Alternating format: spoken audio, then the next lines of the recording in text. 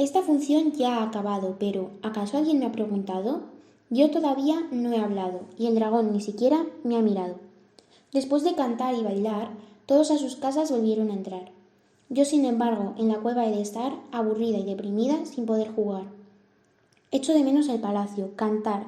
A mi padre también, él era para recordar. Mi antigua vida era espectacular. El dragón nunca en la cueva está, siempre fuera y ya no volverá. Me escaparé corriendo y no regresaré jamás. Llamaré al hada para ya no ser dragona. He de admitir que esta no es mi zona.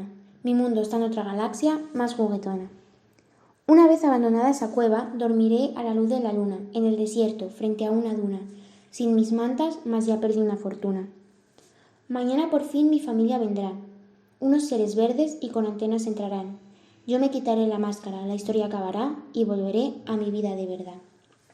La noche pasó rápido, mas ya estoy entrando a la nave que me llevará a un planeta de encanto. Mi verdadero príncipe está manejando la nave de la que tanto he estado hablando. Él es verde como aquel dragón.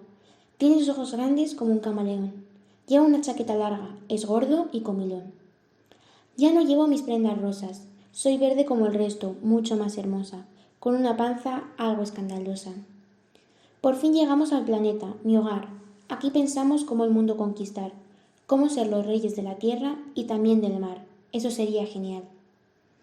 Para acabar esta historia haremos un ritual, recordando en aquellos tiempos lo que era habitual.